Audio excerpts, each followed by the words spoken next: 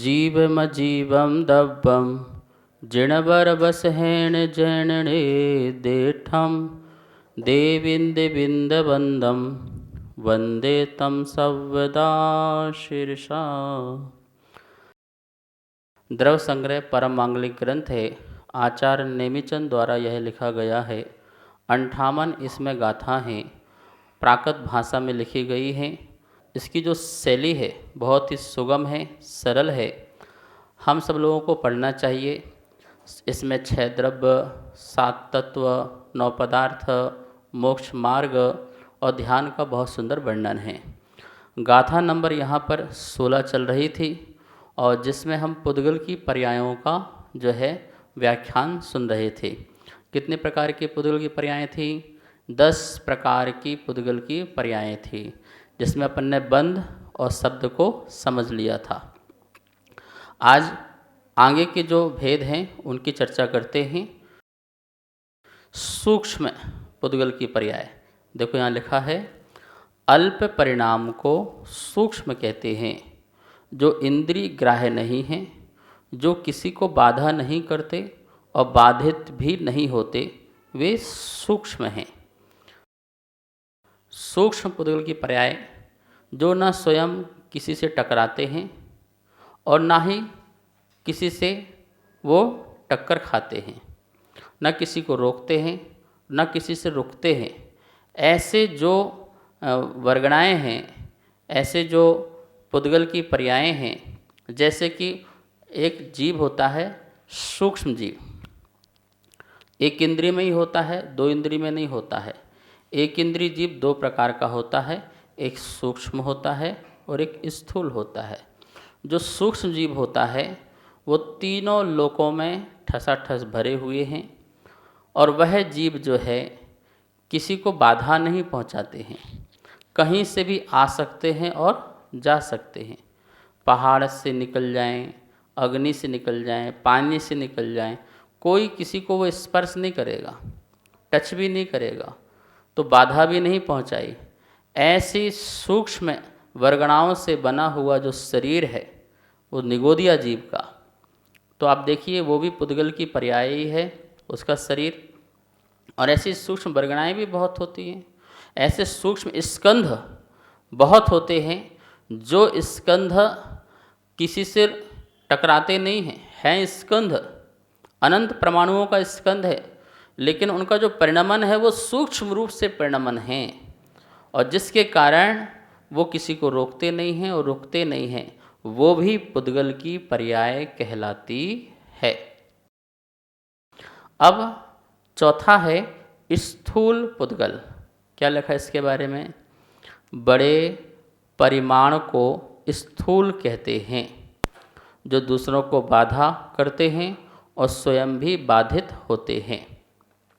सूक्ष्म तो अल्प परिमाण था, छोटा था, बहुत सूक्ष्म था, और यहाँ कह रहे स्थूल परिमाण, बड़ा परिमाण।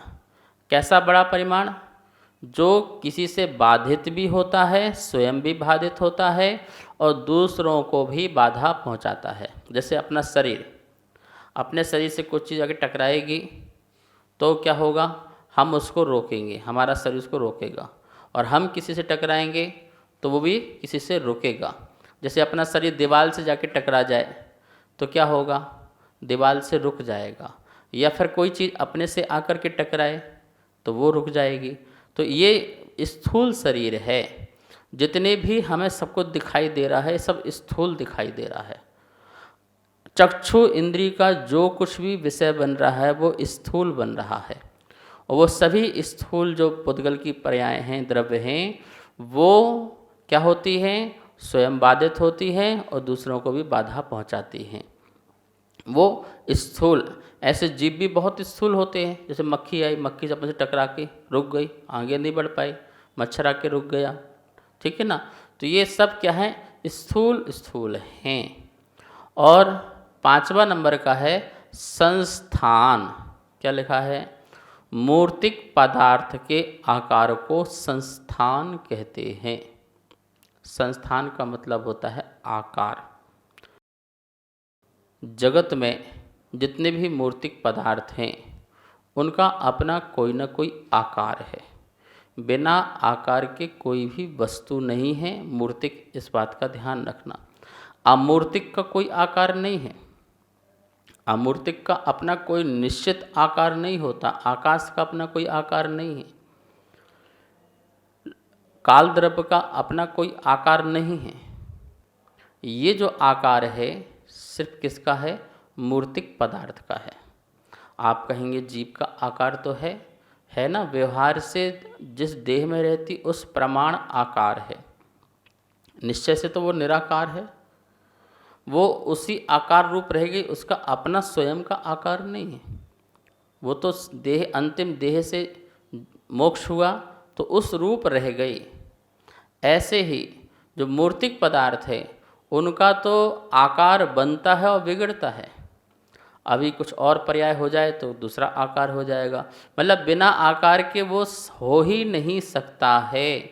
आपकी गाड़ी का आकार है, मोबाइल का आकार है, जो वस्तु है दुनिया में आपको दिखने में आ रही है उन सब का क्या है? आकार है। और ऐसी भी बहुत सारी वस्तुएं हैं जो दिखने में नहीं आ रही हैं तो उनका भी क्या है? आकार है। तो मूर्तिक पदार्थों के आकार को संस्थान कहते हैं। उनका जो भी आकार हो, गोल हो, त्रिभुज हो, षटकोण हो, कैसे भी आकार हो, उस आकार को क्या बोलते कि संस्थान नाम के पुद्गल की पर्याय कहते हैं। आपके घर में फर्नीचर हैं, बेंच हैं, हर सामान है, आपके बर्तन हैं, कपड़े हैं, इन सब का कोई आकार है कि नहीं? कोई बिना आकार के वस्तु तो नहीं है ना। तो जितनी आकारवान वस्तुएं हैं वो सभी पौद्गल की पर्याय कहलाएंगी। अब छठवां नंबर का है भेद। क्या लिखा है? वस्तु के अलग अलग कणों को भेद कहते हैं। जैसे आटे के कण, हल्दी, चटनी के कण वगैरह को भेद कहते हैं। भेद मतलब कि जितने उसके टुकड़े हो सकें वो भेद कहलाते हैं। कोई एक पदार्थ है, उसके टुकड़े करते जाओ, टुकड़े करते जाओ, तो वो पुद्गल की पर्याय हैं। जैसे यहाँ पर बताया कि अपन ने आटे को, गेहूँ को पीसा और आटा बन गया, तो आटे का जो एक एक कण है वो भेद कहलाएगा। गेहूँ को पीसा तो उसका चूर्ण बन गया, तो उसका जो एक एक कण है वो कण भी पुद्गल की पर्याय है। जैसे यहाँ पे कहा हल्दी, तो हल्दी को पीस लिया, तो हल्दी का जो एक एक जो पीस है वो भी क्या है? भेद हो गया। अभेद था ना हल्दी, उसको पीस करके उसको टुकड़े टुकड़े टुकड़े कर दिए, तो वो जो जितने भी उसके भेद होते जा रहे हैं, उसके जितने भी अंश बनते जा रहे हैं, वो सभी पुद्गल कहलाता है। जिस वस्तु के जितने टुकड़े टुकड़े टुकड़े टुकड़े होते जाएं और अंत तक मात्र एक पुद्गल परमाणु बचे, तो उसके पहले पहले, शुद्ध पुद्गल परमाणु के पहले पहले जितने भी भेद बनेंगे वो सारे के सारे भेद जो हैं क्या कहलाएंगे? वो सारे के सारे जो भेद हैं वो भेद नाम की पुद्गल की पर्याय कहलाएगी। ठीक है ना। आत्मा के तो टुकड़े नहीं होते ना, आकाश के टुकड़े तो नहीं होते, भेद तो नहीं होते ना, कालाणु जो एक है उसके कोई भेद तो नहीं होता है, धर्म अधर्म का तो भेद नहीं होता है ना। तो धर्म अधर्म आकाश और जीव अखंड रूप से हैं, और कालाणु एक अणु अणु रूप में हैं, इनके भी अपने कोई भेद नहीं होते हैं। भेद यदि होता है तो पुद्गल द्रव्य की पर्याय में भेद होता है। ध्यान रखना, अणु का परमाणु का कोई भेद नहीं होता है, वो तो अंतिम है दशा पुद्गल द्रव्य की। लेकिन भेद यदि होता है तो स्कंध का ही होता है। एक बड़ा स्कंध है, जैसे एक पत्थर है, इतना बड़ा पत्थर है, उसको आप तोड़ो तो 5-10 टुकड़े हुए, फिर एक टुकड़े को उठाओ उसको तोड़ो तो उसके 8-10 टुकड़े हुए, फिर एक छोटा टुकड़ा उठाओ फिर उसको तोड़ो तो उसके कितने सारे टुकड़े हो गए। ठीक है ना। फिर एक कंकड़ लो उस कंकड़ को तोड़ो तो उसके कितने सारे टुकड़े हो जाएंगे, हजारों टुकड़े हो जाएंगे। फिर एक छोटा सा टुकड़ा लो, उसको तोड़ो, ऐसे तोड़ते जाओ, इतना छोटा हो जाएगा कि आपको आँखों से दिखाई भी नहीं देगा। अब उसको मशीन में डाल दो और मशीन के माध्यम से उसको तोड़ने की कोशिश करो, तो उस मशीन के माध्यम से भी आप देखेंगे कि जैसे कि हम काउंट ही नहीं कर सकते, इतनी संख्या निकल के आ जाएगी, इतने टुकड़े हो चुके हैं, वो भी अभी तो अपन को मशीन से दिखाई दे रहे हैं। जो अंतिम टुकड़ा जो दिख रहा है आपको छोटा बारीक, उसके भी अभी जो है असंख्यात टुकड़े हो जाएंगे, और वो जो टुकड़े होंगे वो भी भेद ही कहलाएंगे। तो जिसके भेद हो सकें, जिसके टुकड़े हो सकें, वो भी पुद्गल द्रव्य की क्या है, पर्याय मानी जाती है। 7वां नंबर है तम। जो दृष्टि को बाधा देता है ऐसे अंधकार को तम कहते हैं। ये तम भी क्या है, ये भी स्कंद है, ये भी एक पुद्गल की पर्याय है, दृष्टि को बाधा पहुंचाती है।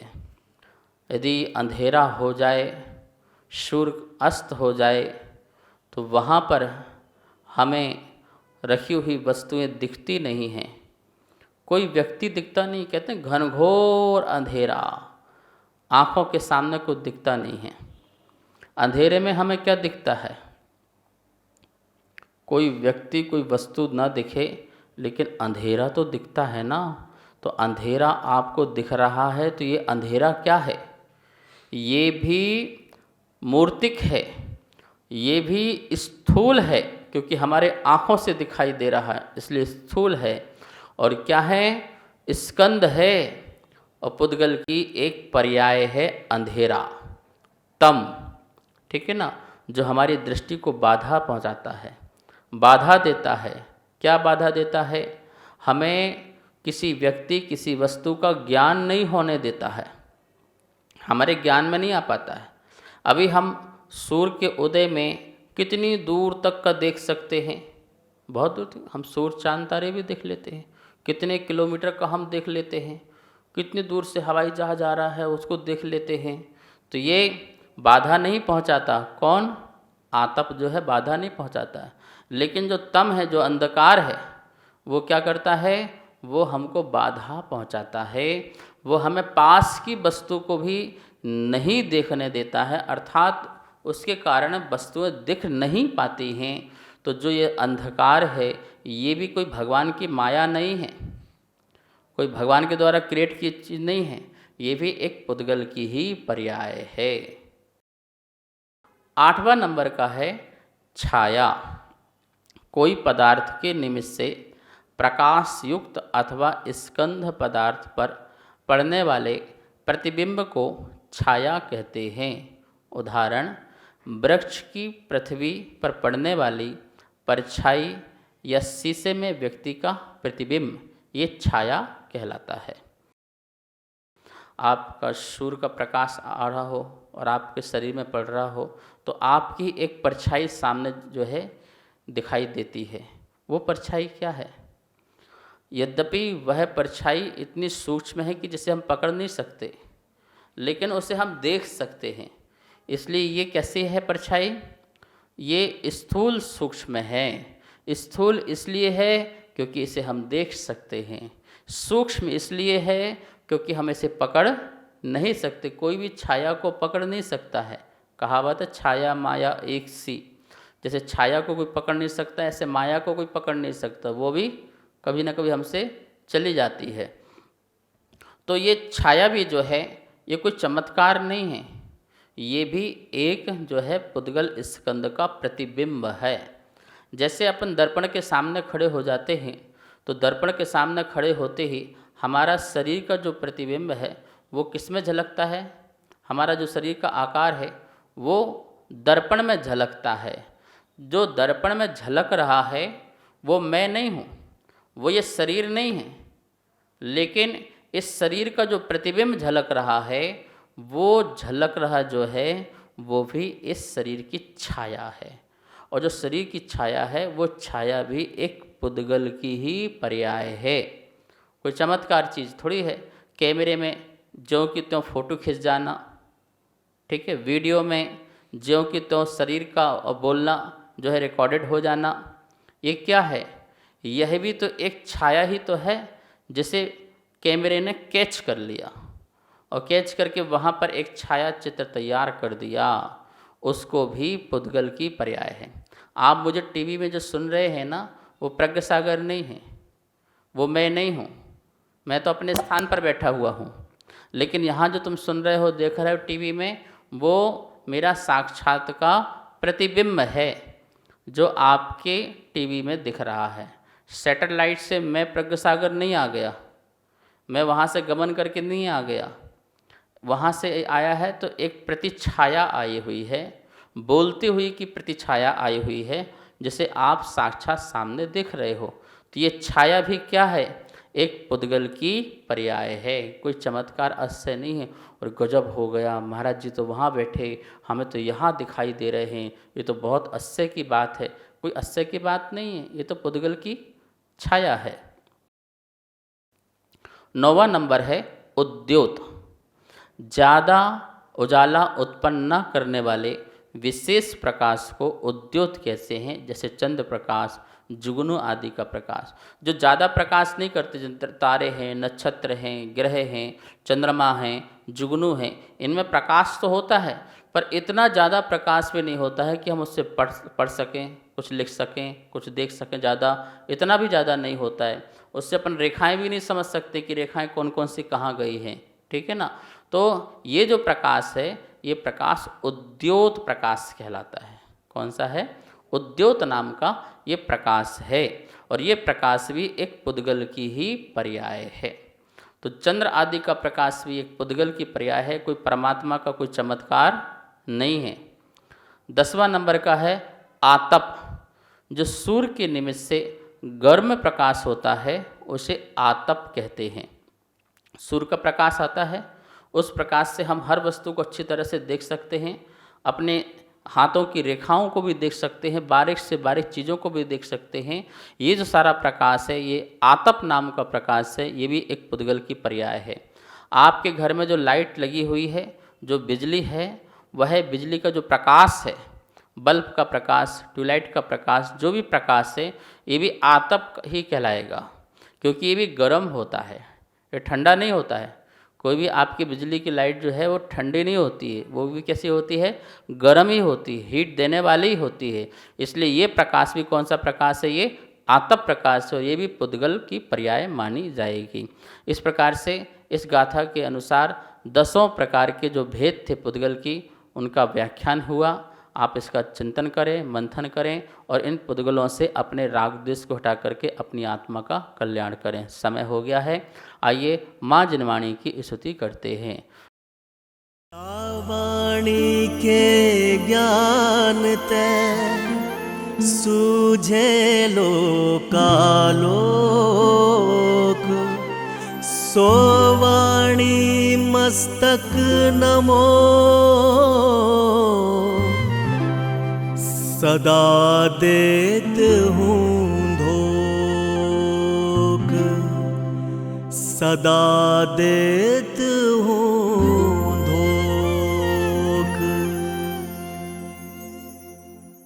सबको बहुत बहुत मंगल आशीर्वाद। इस कार्यक्रम के पुण्यार्जक थे श्री खंडेलवाल दिगंबर जैन मंदिर, राजा बाजार, कनॉट प्लेस, नई दिल्ली, एवं श्री खंडेलवाल दिगंबर जैन मंदिर, वैदवाड़ा, दिल्ली के अंतर्गत खंडेलवाल दिगंबर जैन पंचायत, दिल्ली। जिनेंद्र जैन नरपतिया अध्यक्ष, धीरज जैन कासलीवाल महामंत्री, विजय लोहाड़िया विक्की उपाध्यक्ष, गौरव पाटोदी मंत्री, विनोद पांड्या कोषाध्यक्ष।